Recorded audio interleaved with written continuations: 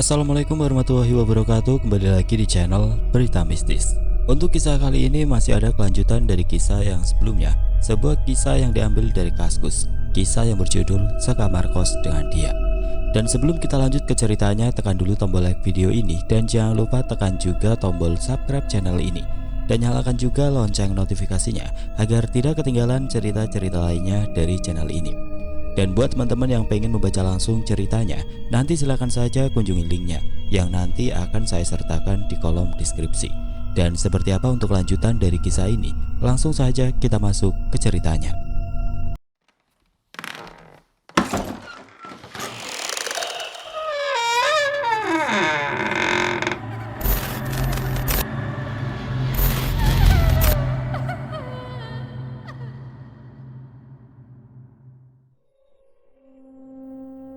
Aku yang sedang ngobrol dengan Ipung, tiba-tiba Via menepuk pundakku dan menunjuk ke sebuah bangunan.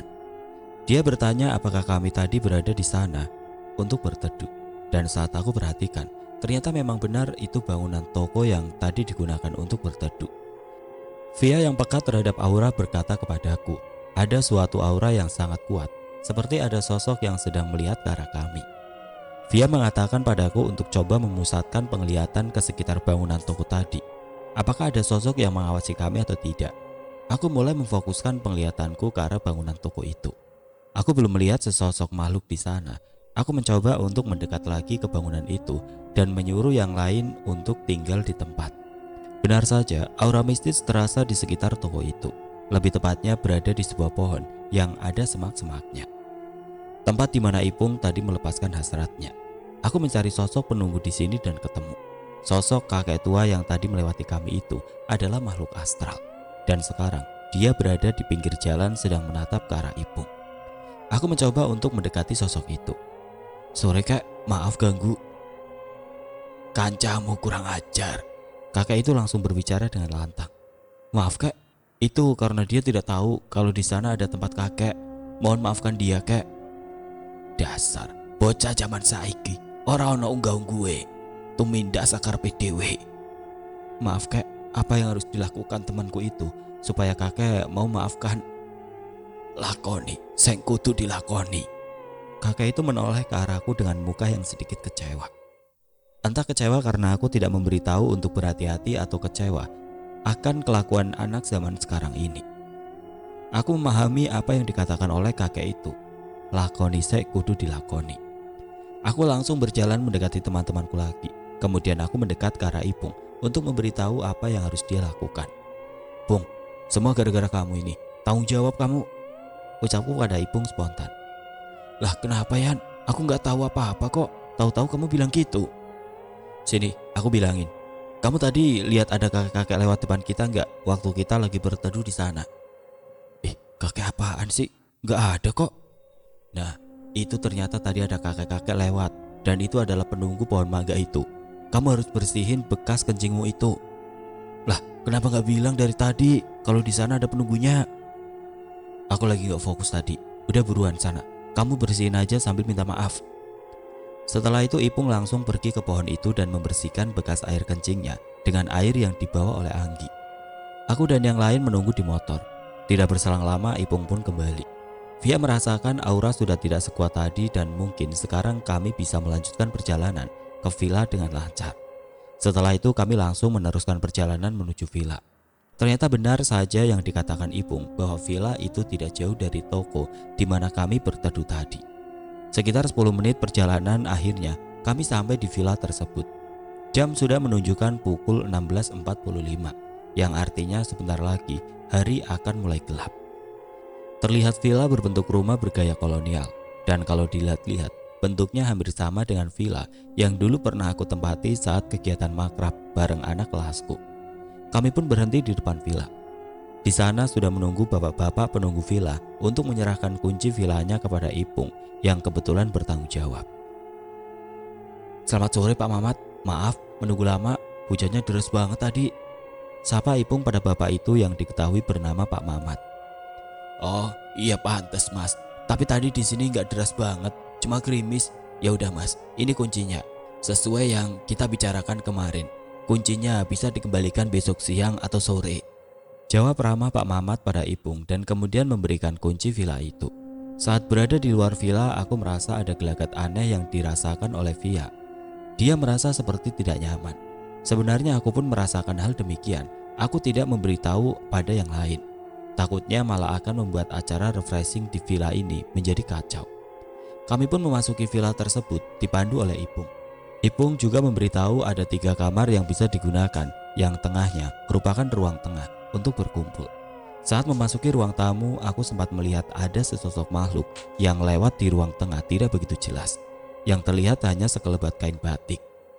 Ruang tamu dibatasi sekat pintu kayu dengan kaca pembatas antara ruang tamu dan ruang tengah, sehingga aku dapat melihat bagian ruang tengah. Saat di ruang tamu saja, hawa yang aku rasakan sudah berbeda daripada saat di luar.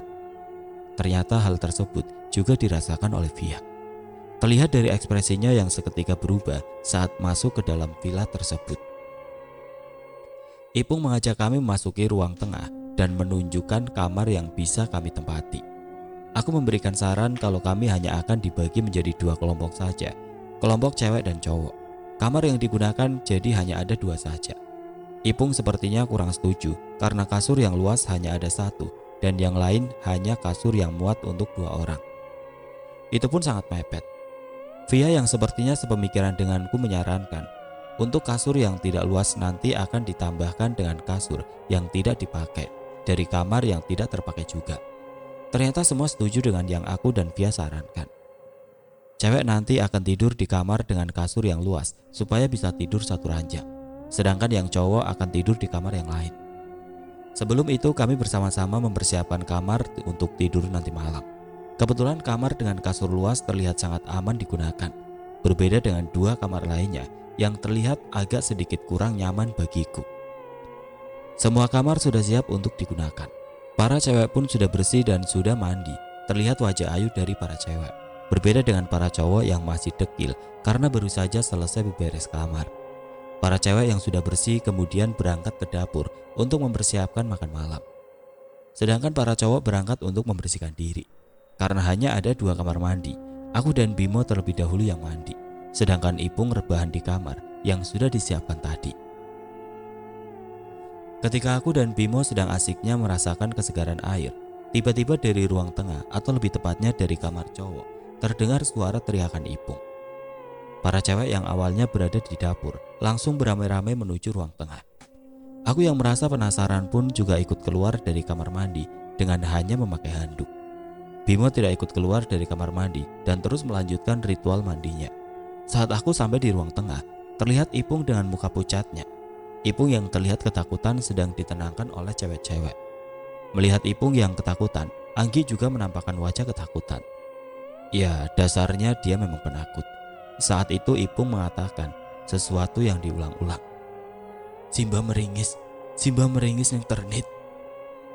Via dan aku spontan merangsak masuk ke kamar dan mencoba menangkap aura yang mungkin tadi mengganggu Ipung. Tapi setelah Via masuk dan mencoba mencari aura itu, ternyata tidak ditemukan. Memang sempat terasa aura aneh, tetapi sudah berangsur menghilang. Hal yang sama juga aku rasakan. Aku tidak melihat sosok apapun. Gak ada apa-apa, Bung. Mimpi kali kamu barusan tidur kan? Tanya aku pada Ipung. Apa iya ya? Aku emang sempat tertidur barusan. Tapi nyata banget kok. Ipung menguatkan argumennya. Alah, ya itu karena kamu tidur di jam tanggung kayak gini. Udah maghrib malah tidur. Via mengimbui memarahi Ipung. Dasar kamu, Pung, bikin takut aja sih. Tambah si Anggi sambil cita kepala Ipung. Udah yuk, lanjut lagi masaknya. Hampir jam makan malam kan? Kami yang masih berkerumun di tengah bersama Ipung tiba-tiba dikagetkan lagi dengan suara teriakan dari Bimo yang masih berada di kamar mandi. Bocah botak. Pikirku kenapa lagi sih? Aku spontan langsung berlari ke kamar mandi. Aku yang masih menggunakan handuk tanpa sadar menginjak bagian lantai yang basah dan terpleset. Belum selesai sampai di situ, Bimo yang masih teriak ketakutan tiba-tiba keluar dari kamar mandi tanpa menggunakan apapun alias telanjang bulat. Apesnya lagi, dalam keadaan aku dan Bimo tanpa terselimuti apapun, para cewek dan Ipung menyusul ke arah kami. Otomatis harta pusakaku dan Bimo terlihat oleh para cewek. Via dan Linda spontan langsung memalingkan pandangannya. Berbeda dengan Anggi malah melongo melihatku dan Bimo tanpa terselimuti apa-apa. Ditambah posisiku yang sedang terjatuh dalam posisi terlentang membuat semua tubuhku terlihat pasrah. Namun saat itu aku sempat melihat ada sesuatu di belakang Bimo. Di atas bak mandi yang dipakai Bimo, aku sekejap melihat ada sesosok bocah berkepala besar pelontos dengan kepala menghadap ke belakang. Bocah itu merambat naik dan kemudian hilang menembus langit-langit. Aku bergegas menyelimuti diriku dengan handuk yang terlepas. Kemudian bangun dan mendorong Bimo untuk masuk lagi ke dalam kamar mandi untuk menyelesaikan mandinya. Aku bilang pada Bimo dia bahwa cuma salah lihat. Yang dia lihat tadi adalah kucing. Bimo dengan muka pucat dan masih ada sedikit takut terpaksa masuk ke kamar mandi untuk menyelesaikan proses mandinya. Begitupun denganku. Semua sudah bersih, badan kami semua sudah fresh, masakan para cewek-cewek pun sudah siap. Kami mempersiapkan makanan untuk disajikan di ruang tengah supaya bisa lebih nyaman. Karena sudah kelaparan, para cowok langsung menyerbu makanan yang sudah tersaji itu. Suasana riang gembira tercipta saat kami sedang makan bersama. Sambil makan kami juga bergurau dan sesekali bercerita tentang kekonyolan kami semua. Namun saat sedang asik-asiknya bercanda ria, suasana berubah menjadi lebih aneh. Suhu yang tadinya terasa nyaman tiba-tiba berubah menjadi gerah. Rasa tidak nyaman membuat kami mengeluarkan keringat. Aku mulai merasa seperti ada beberapa sosok yang memperhatikan kami dari arah ketiga kamar dan dapur yang di sana ada kamar mandi yang tadi kami gunakan. Aku belum menoleh ke arah kamar dan dapur. Tapi pikiranku sepertinya dirasakan oleh Via juga yang mulai menunjukkan gelagat tidak nyaman dan seperti risih karena diperhatikan banyak pasang mata. Dia seperti sedang mencari ke beberapa arah dan memusatkan kepekaannya. Karena aku melihat Via seperti itu, aku juga melihat ke beberapa tempat yang aku rasa ada sosok itu.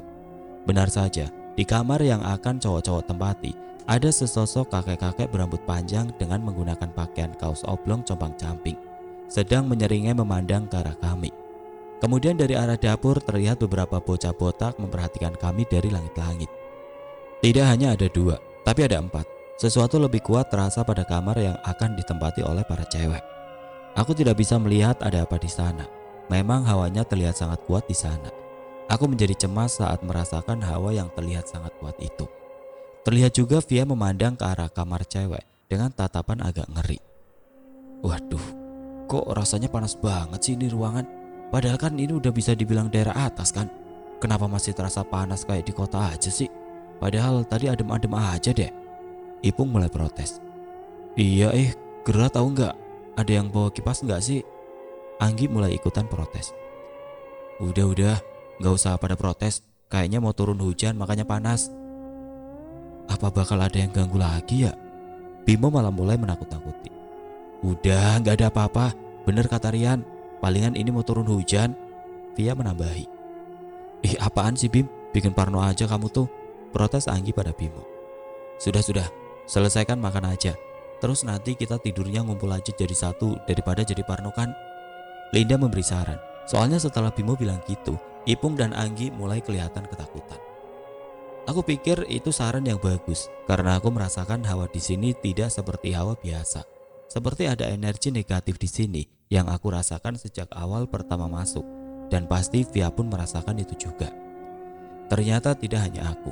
Via pun setuju untuk tidur dalam satu ruangan, hanya dipisahkan kasur saja. Dan saran itu juga disetujui sama teman-teman yang lain. Karena kami akan tidur dalam satu ruangan, kami harus memindah 2 kasur yang tadinya sudah ada di kamar cowok, dipindahkan lagi ke kamar cewek. Terpaksa para cowok yang sudah ganteng-ganteng ini berolahraga di malam hari dengan mengangkat kasur ke kamar cewek-cewek. Semua kasur sudah dipindahkan ke kamar cewek. Karena yang lain masih ada kesan takut, kami putuskan untuk berkumpul saja di kamar. Acara bakar-bakar jagung di depan villa terpaksa kami batalkan dan memilih berkumpul di kamar sambil bernyanyi diiringi alunan gitar dari Via yang memang jago main gitar. Beda dengan aku yang tidak mahir bermain alat musik. Kami asik di kamar dengan bernyanyi dan juga bermain kartu, dan ada juga yang bermain HP.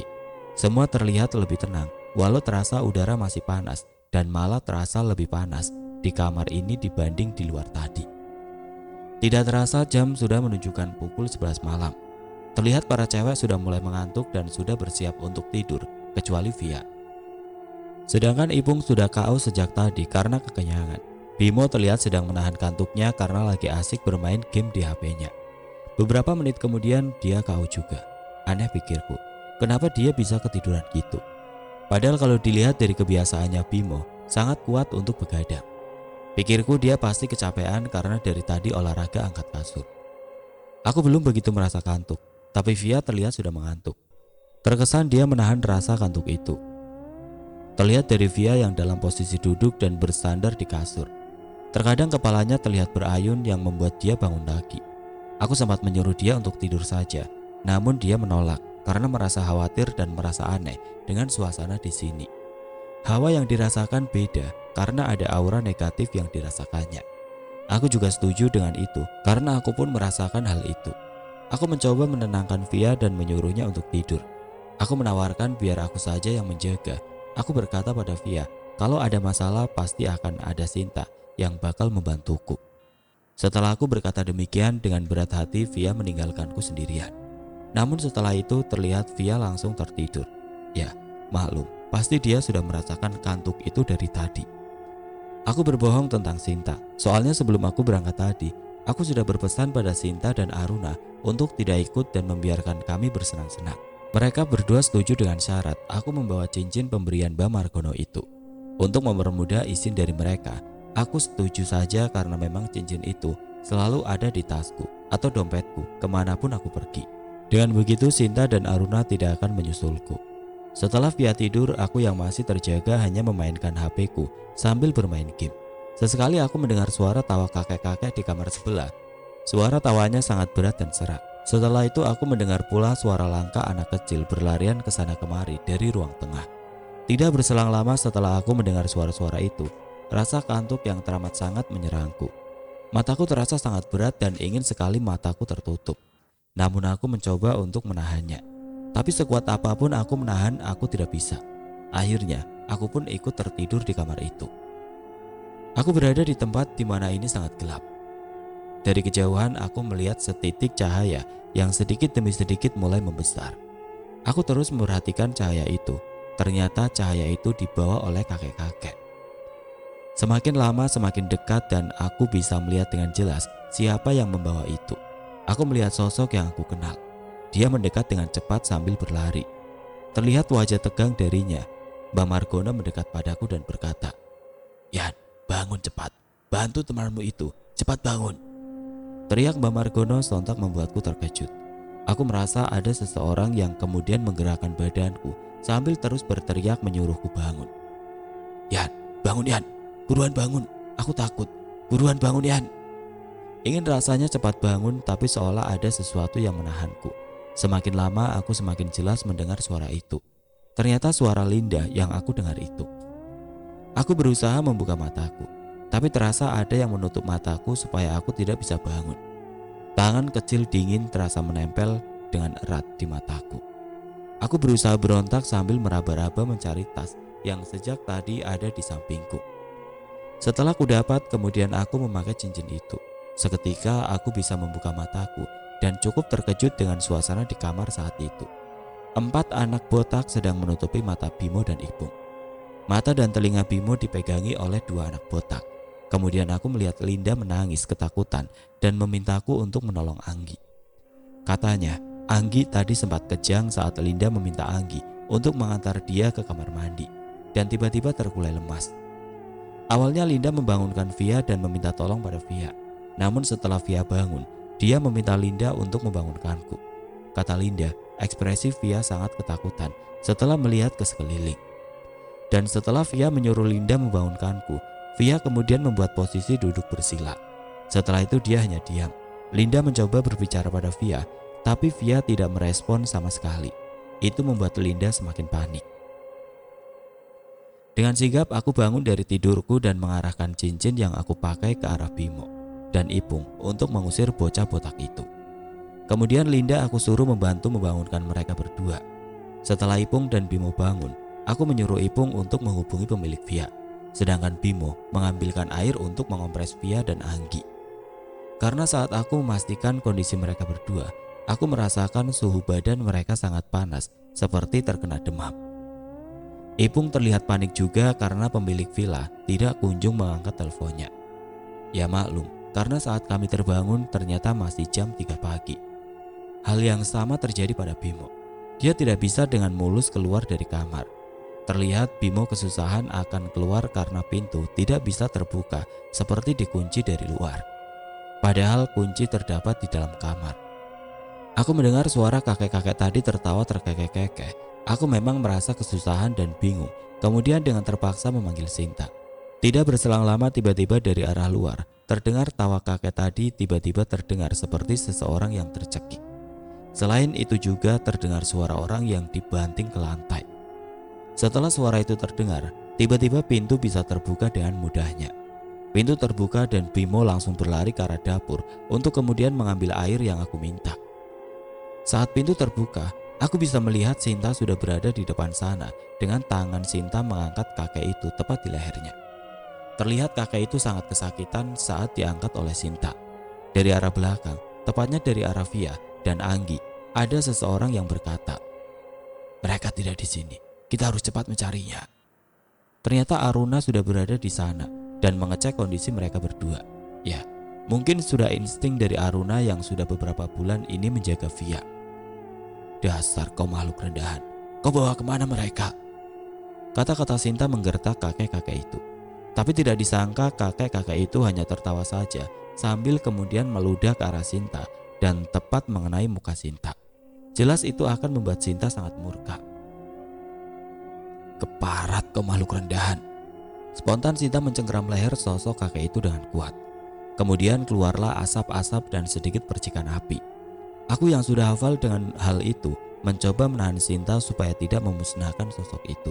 Namun sayang, emosi Sinta yang sudah sangat memuncak. Dengan sekejap, sosok itu terbakar dan lenyap begitu saja. Aku langsung lemas karena sosok itu adalah sosok yang tahu sukma kedua cewek itu di mana. Aku berpikir untuk menurunkan suhu mereka terlebih dahulu. Ipung terus mencoba menghubungi pemilik Via dan akhirnya berhasil. Tepat jam 4 subuh, pemilik villa datang dan menyarankan kami untuk membawa mereka berdua ke rumah sakit. Aku hanya mengikuti saran pemilik villa saja. Setidaknya jika di rumah sakit, pihak rumah sakit bisa membantu menstabilkan tubuh mereka. Kami ke rumah sakit menggunakan mobil pemilik villa. Dalam perjalanan aku kebingungan harus melakukan apa. Tiba-tiba di sampingku muncul sosok kakek-kakek yang sudah aku kenal. Wajahnya kali ini sangat serius. Tidak seperti biasanya saat aku berkunjung ke rumahnya. Mbak Margono yang berwujud roh atau sukma sudah ada di sampingku. Tatapannya sangat tajam melihatku dan terlihat sedikit cemas. Melihat ekspresi wajah Mbak Margono itu membuat rasa khawatirku bertambah. Baru kali ini aku melihat wajah Mbak Margono sangat panik bercampur cemas seperti itu. Kemudian Mbak Margono mengatakan sesuatu padaku. "Setelah mereka masuk di rumah sakit dan sudah terkondisikan, kamu langsung pulang ke kos dan segera berbaring buat dirimu nyaman." Mbak Margono berbicara melalui pikiran. "Memang kenapa Mbak? Apakah keadaan ini sangat genting?" Tanyaku pada Mbak Margono. "Sudah, ikuti saja kata-kata Mbak. Dan jangan lupa kamu mengajak Sinta supaya nanti lebih mudah. Nanti Mbah tunggu di depan kamar kosmu." Mbak Margono mempertegas ucapannya. Setelah itu Mbak Margono langsung menghilang dari pandanganku. Aku melihat ke arah luar. Terlihat suasana di sana masih gelap dan belum muncul sedikit pun cahaya matahari. Maklum saja karena memang masih terlalu pagi. Di saat aku melihat keadaan di luar, aku melihat Sinta dan Aruna yang terbang mengikuti mobil kami. Tidak seperti biasanya. Sinta dan Aruna terlihat sangat serius sambil terus memantau keadaan sekitar. Mata mereka berdua tidak henti-hentinya terus menyisir ke arah depan seperti sedang memastikan tidak ada makhluk jahat yang mengikuti kami. Tidak lama setelah itu kami pun akhirnya sampai di rumah sakit yang berada di dekat jalan utama kota ini. Aku tidak memikirkan siapa yang menanggung biayanya nanti. Yang penting, kedua cewek ini harus distabilkan dulu kondisinya. Kami langsung menuju ke arah IGD dan kemudian langsung ditangani oleh dokter jaga saat itu. Kami tidak diperbolehkan masuk saat pemeriksaan, tapi kami diarahkan untuk melakukan registrasi. Namun, karena aku sudah diberi pesan oleh Mbak Margono untuk segera kembali saat kondisi sudah terkondisikan, kupikir langsung sajalah aku balik ke kos. Aku menyuruh Ipung dan Bimo. Aku pasrahi untuk mengurus administrasi itu dan aku meninggalkan mereka dengan alasan aku akan memberitahu kakakku yang barangkali bisa membantu. Mereka berdua pun menyetujuinya. Linda yang dari tadi kelihatan sangat panik hanya bisa terduduk di sudut ruangan sambil ketakutan. Aku kemudian langsung meninggalkan mereka. Si pemilik villa itu juga menunggui mereka. Aku langsung bergegas keluar dari rumah sakit itu. Sinta dan Aruna berjalan di samping kanan kiriku dengan posisi siaga menyerang jikalau ada sesuatu yang mendadak menyerang. Saat sampai di pinggir jalan, aku bingung harus bagaimana pulang ke kosku karena belum ramai kendaraan yang berlalu lalang pada jam segini. Tiba-tiba Sinta menunjuk ke arah kiri jalan dan ternyata dari sana ada sinar lampu motor yang berjalan mendekat. Setelah motor itu berjalan melewati kami, Sinta kemudian seperti meniupkan sesuatu ke arah pemotor itu. Dan tiba-tiba setelah melewati kami, pemotor itu berhenti. Pemotor itu menengok ke arahku lalu memundurkan motornya kembali ke arahku. "Mas, buru-buru mau pulang ke kos kan? Ayo bareng, kebetulan saya lewat depan kosnya mas," ucap pemotor itu yang ternyata cewek. Enggak mbak, nanti saya tunggu teman saja," alasanku karena tidak enak pada cewek itu. Lagian aneh aja, kenapa dia tahu aku terburu pulang ke kos. "Udah ayo buruan, gak usah pikir-pikir gak enak, keburu temannya bablas ntar," ucapnya frontal keluar darinya. "Sudah, nurut saja buruan," Sinta berkata padaku sambil memberi sedikit senyuman. "Ya udah mbak, maaf merepotkan, tapi kalau bisa saya yang nyetir aja, gak enak kalau saya yang bonceng cewek." Dalam batinku ini pasti perbuatan Sinta. "Ya udah gak apa-apa mas, buruan." Aku pun akhirnya pulang dengan berboncengan dengan orang yang tidak aku kenal. Sebelum itu aku meminta tolong pada Aruna untuk menjaga Raga Anggi dan Via saja di sana. Aruna pun menyetujui hal itu. Aku sudah sampai di kosku. Motor itu lalu aku berikan lagi pada cewek yang tadi menolongku. Saat hendak berterima kasih, ternyata cewek itu seperti melamun. Dan saat aku berterima kasih padanya, ternyata dia tidak mendengarkan. Kemudian aku tepuk pundaknya. Dia seperti terkejut dan tersadar. Mas, ini daerah mana ya?" Cewek itu bertanya padaku sambil mengamati daerah sekitar dan tampak kebingungan. "Ini di kos saya mbak," jawabku enteng.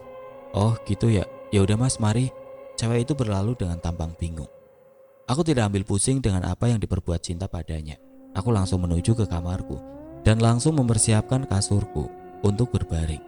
Aku buat tempat berbaringku senyaman mungkin. Tidak lupa juga aku menutup pintu dan menguncinya. Setelah itu Cinta datang padaku dan berkata, "Siap-siap ya, buat dirimu serileks mungkin." Entah kenapa saat Cinta berkata demikian malah aku tidak bisa merasa rileks. Namun kembali saat mataku tertutup, Cinta seperti meniupkan sesuatu padaku dari kepala hingga kakiku. Rasa nyaman tiba-tiba muncul. Angin berembus dengan santainya dan menerpa seluruh tubuhku. Saat sedang merasakan kenyamanan itu, tiba-tiba aku merasa ada sesuatu yang merambat dari kaki menuju ke bagian atas. Setelah itu terasa tubuhku menjadi sangat ringan. Aku merasa diriku diangkat oleh Cinta dengan mudahnya. "Yan, buka matamu. Ayo, kita bergegas keluar dari sini," ucap Cinta lirih di telingaku. Aku perlahan membuka mataku dan aku masih berada di kamar. Tangan Cinta menggenggam tanganku erat. Lalu dia menuntunku keluar dari kamar. Saat melangkah keluar, aku melihat seseorang sedang berbaring di kasurku tadi. Aku sangat mengenal seseorang itu, yang tidak lain adalah diriku sendiri, yang terlihat seperti tertidur sangat pulas. Apa ini sebenarnya? Apa ini yang disebut Raga Sukma seperti yang dilakukan Mbak Margono dulu saat akan menyelamatkan Salma? Tapi kali ini Sinta yang membantuku. Sudah bukan saatnya memikirkan itu. Aku berjalan keluar dengan dituntun Sinta. Sinta yang berjalan lebih dulu menerobos pintu yang sedang tertutup itu. Namun karena aku masih aneh dengan hal itu, aku berusaha meraih gagang pintu dan lalu berniat membukanya. Akan tetapi tangan ini tidak bisa menyentuh gagang pintu itu. Dengan tarikan Sinta ternyata aku juga menembus pintu yang tertutup itu. Sesuai apa yang dibilang Mbak Margono tadi, dia sudah berada di depan kamar kosku. Kali ini dia tidak sendiri. Dia datang di kosku bersama sesosok wanita cantik yang berpakaian rapi dan anggun. Aku sudah mengenalnya. Sosok itu dulu pernah menolongku juga. "Loh, Mbak Margono kok bisa sama Ningrum?" tanyaku keheranan. "Sudah, gak usah nanya itu dulu. Kita harus sesegera mungkin mencari roh temanmu agar tidak kejadian lagi seperti saudaramu dulu si Salma." Kepanikan wajah Mbak Margono ternyata karena itu. Dia pernah merasa gagal saat menolong saudaraku itu. "Terus kita harus cari kemana mbah?" tanyaku pada Mbak Margono. "Sepertinya dia sedang berada di hutan gunung. Makanya bisa sampai ke sini. Mbak mengikuti arah energi yang menurut Mbak aneh. Ternyata malah mengarah ke kamu dan teman-temanmu. Dan sekarang energi itu berada di gunung itu. Kemungkinan besar dia berada di sana. Sudah, ayo kita bergegas ke sana. Kasihan teman-teman Mas Rian, ucap Ningrum kepada kami semua. Jadi itu yang membuat Mbak Margono bisa tiba-tiba datang padaku dengan wujud seperti itu. Untuk mempersingkat waktu, kami pun bergegas pergi ke sana. Namun gunung itu sangat jauh dari sini. Mbak Margono meminta kami semua untuk berpegangan tangan satu sama lain agar cepat sampai di sana. Aku, Sinta, Mbak Margono, dan Ningrum saling berpegangan tangan.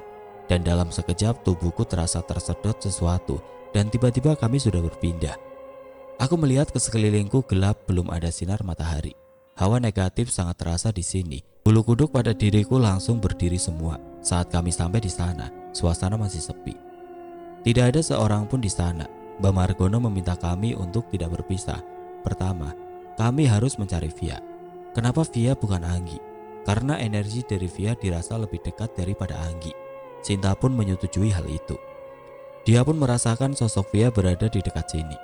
Sinta melesat ke udara menyisir seluruh tempat di hutan ini. Aku dan Mbak Margono mencari dari bawah, sedangkan Ningrum membantu Sinta. Tidak lupa Mbak Margono memanggil Endra Suta untuk membantu dan mempercepat pencarian. Tidak lama setelah memanggil Endra Suta dan memerintah untuk membantu pencarian, secara bersamaan Sinta, Ningrum, dan Endra Suta melaporkan hasil pencariannya. Via berada di tengah hutan dan sudah ditemukan. Sayangnya dia tidak sendirian. Ada sosok yang sedang bersamanya. Sosok pria berkepala macan kumbang sedang bersama dengan Via saat ini. Tapi masih belum diketahui apakah sosok itu ancaman atau penghuni asal sini yang sedang mengamankan Via. Dari laporan mereka, sosok itu hanya berdiri di sebelah Via sambil memperhatikan sekitarnya dan belum ada tanda-tanda serangan dari sosok itu. Aku yang sangat khawatir dengan Via langsung meminta Sinta untuk membantuku ke arah Via dengan cepat. Tanpa basa-basi, Sinta langsung menggandeng tanganku dan dalam sekejap melesat cepat ke arah Via berada. Sesaat sebelum melesat, terdengar Mbak Margono berkata, "Jangan gegabah dan perlu ada strategi dulu." Aku yang khawatir dengan Via langsung melesat dengan Sinta tanpa menghiraukan perkataan Mbak Margono. Aku berada di jarak 10-20 meter dari Via. Terlihat sosok yang dilaporkan Sinta tadi berada di sana sambil terus memperhatikan sekitar. Via terlihat duduk dan bersandar di sebuah pohon dan sepertinya sedang menahan sakit. Aku yang sangat khawatir memerintah Sinta untuk langsung menyerang sosok pria berkepala macan kumbang itu. Sinta dengan senang hati langsung melesat ke arah sosok itu. Saat Sinta hendak melakukan penyerangan pertama dengan pukulannya, ternyata dengan mudah sosok itu melihat dan menangkis serangan Sinta. Walau terlihat sosok itu kalah tenaga dari Sinta hingga sosok itu terlempar. Via yang terduduk sepertinya terkejut dengan Sinta yang tiba-tiba datang dan menyerang. Via memandang sosok Sinta dengan tatapan terkejut, melihat sosok pria macan kumbang itu terlempar dan menghantam pohon. Sinta kemudian terus mengejar dan melancarkan serangan ke arah sosok itu. Sosok pria macan kumbang yang masih terlempar berusaha menangkis lagi serangan Sinta. Tapi hal yang sama terjadi lagi. Dia terlempar jauh lagi. Saat itulah aku mendekati Via. Via terlihat senang saat aku muncul dan mendekat padanya. Via mencoba berdiri, tapi terlihat kesusahan karena sambil menahan sakit sepertinya. "Rian, akhirnya kamu datang juga. Aku tahu kamu pasti akan datang mencariku." "Ya, jelas pasti aku akan mencarimu lah. Kenapa bisa seperti ini?" "Nanti saja ya. Kalau sudah selesai aku ceritakan semua. Tapi tadi yang menyerang sosok di sampingku, itulah Sinta. Dia yang biasa menemaniku. Untung dia langsung menyerang sosok itu. Jadi dia gak bakal bisa nyakitin kamu lagi. Perintahkan untuk berhentian, dia bukan musuh." "Terus dia siapa? Bukannya dia yang membuatmu ketakutan?" "Bukan, malah justru sebaliknya." Via menceritakan dari awal kejadian saat di villa. Suara perkelahian antara Sinta dan makhluk itu terus terdengar hebat. Pukulan dan serangan terus terdengar di sana. Setelah mendengar semua cerita dari Via, dengan cepat aku memanggil Sinta dan memerintahkan untuk menghentikan penyerangan terhadap sosok itu. Sinta sempat protes mengapa serangan harus dihentikan. Lalu aku menjelaskan bahwa sosok itu berasal dari kalung Via yang dia pakai. Kalung dengan mata batu berwarna ungu dengan emban perak bermotif ukiran yang menjadi wadah batu itu. Via mendapat kalung itu dari bapaknya. Saat pertama menerimanya, Via merasa ada sosok yang kuat di sana. Namun setelah beberapa lama Via menjadi terbiasa. Via tidak menyangka bahwa di dalam kalung itu memiliki kodam dan bisa muncul untuk melindungi dirinya. Pikirku aneh, kenapa Aruna tidak merasa curiga dengan kalung Via, atau justru Aruna sudah tahu tapi tidak memberitahuku. Dan tumben juga Aruna mau menjaga di rumah sakit dan tidak memaksa ikut menolong Via. Itu membuatku yakin Aruna sebenarnya sudah tahu akan sosok ini. Untung belum aku hajar habis-habisan dia, ucap Sinta sedikit kesal. Sosok pria berkepala macan itu pun datang menghampiri kami. Sungguh sangat luar biasa seranganmu Putri. Jika makhluk biasa, pasti sudah binasa tadi. Sosok pria berkepala macan itu berkata saat mendekat. Dia hanya mengalami sedikit luka setelah diajar Sinta. Jika kamu tahu, aku sudah banyak membinasakan makhluk yang berusaha mencampuri urusanku atau urusan yang berhubungan dengan Rian. Sinta menambahkan omongannya dengan sedikit sombong. Sudah. Maafkan Sinta sudah menghajarmu tanpa tahu siapa dirimu. Maafkan juga aku yang memberi perintah pada Sinta untuk menyerangmu. Aku meminta maaf pada sosok pria macan itu. Sudah, tidak apa-apa. Itu semua karena kita belum saling mengenal, ucap pria macan itu ramah. Oh iya, namamu siapa ya? Sejak awal aku belum tahu namamu. Via menanyakan. Maafkan saya, karena Lancang belum memberitahu nama saya. Perkenalkan semua, nama saya Adi Wilaga. Saya ditugaskan untuk melindungi Via. Lalu, ini Sinta. Sosok yang selalu dekat dan menjaga Rian ya. Cantik sekali. Maaf jika Rian selalu merepotkanmu, ucap Via memuji Sinta. Sudah biasa direpotkan, tidak apa-apa. Kamu beruntung bisa mendapatkan Rian. Andai saja aku manusia, pasti kamu... sudah lupakan. Aku minta tolong jaga Rian saat aku tidak ada dengannya. Dia cowok terceroboh yang pernah aku kenal. Mulai, udah tuh ngejelek-ngejelekin. Sudah. Kita masih ada urusan dengan sosok yang mengambil jiwa temanmu yang satunya. Sosok itu berhasil melukai Via saat hendak menolongnya. Adi Wilaga menyadarkan kami yang terhanyut karena sudah puas menemukan Via. Benar apa yang dikatakan Adi Wilaga, kami harus cepat-cepat. Tidak lama setelah itu Endra Suta, Mbak Margono dan Ningrum menyusul kami. Mbak Margono seperti lega melihat kondisi Via yang masih selamat. Tapi ada beberapa luka di tubuhnya. Mbak Margono kemudian mendekat ke arah Via, kemudian memeriksa luka-luka yang Via terima tadi. Kemudian Mbak Margono merapalkan beberapa mantra. Lalu beberapa luka di tubuh Via Mbak Margono usap dengan tangannya. Entah apa yang dirapalkan. Namun, selang beberapa menit luka itu dengan cepat sembuh dan Via bisa bergerak tanpa merasa sakit. Setelah mengobati luka Via, Mbak Margono menyarankan untuk kembali mencari satu temanku yang belum ketemu. Endra Suta kemudian otomatis terbang dan mencari dari udara seperti yang dia lakukan tadi. Sinta dan Ningrum pun mengikutinya. Setelah memastikan kondisi Via kembali pulih, Adi Wilaga menceritakan semua sejak awal di villa. Ternyata apa yang diceritakan Mbak Margono ada hubungannya dengan apa yang disaksikan Via dan Adi Wilaga. Memang ada energi besar yang dirasakan Mbak Margono tadi sehingga dia sampai di villa yang aku dan teman-temanku pakai. Dan itu ada hubungannya dengan Anggi. Diketahui ternyata ayah dari Anggi ini seorang pengusaha besar. Seperti biasanya, jika ada pengusaha besar dan sukses, pasti ada saja saingan yang bertindak curang. Salah satunya dengan menggunakan ilmu hitam. Karena persaingan itulah saingan bisnis ayah Anggi yang merasa kalah akhirnya menggunakan ilmu hitam untuk membalik kedudukan. Mungkin rencananya jiwa Anggi diculik, kemudian pasti akan berpengaruh pada tubuh Anggi yang asli dan lama-kelamaan pasti akan terus drop. Otomatis akan selalu dirawat dan mengeluarkan biaya yang banyak. Dengan kata lain, ingin membuat bangkrut ayah Anggi dengan cara terus mengeluarkan biaya untuk perawatan. Adi Wilaga memberitahu kalau sosok yang menculik jiwa Anggi sempat dikejar oleh Via sebelum Via terluka karena sedikit serangan dari sosok penculik itu. Sosok wanita berbadan tinggi besar dengan jubah berwarna merah dan diikuti beberapa makhluk tua bertubuh lebih kecil. Salah satu pengikutnya adalah sosok kakek yang dibinasakan Sinta saat di villa tadi. Adi Wilaga dan Via tidak bisa melanjutkan pengejaran karena mereka merasa tidak akan menang jika hanya berdua. Dan memang sengaja menungguku karena Via percaya bahwa aku akan menyusul dengan sosok penjagaku, yaitu Sinta. Oke teman-teman, sampai di sini dulu ceritanya. Nantikan kelanjutan kisah ini di video berikutnya. Agar tidak ketinggalan, klik tombol subscribe channel ini dan nyalakan lonceng notifikasinya. Wassalamualaikum warahmatullahi wabarakatuh.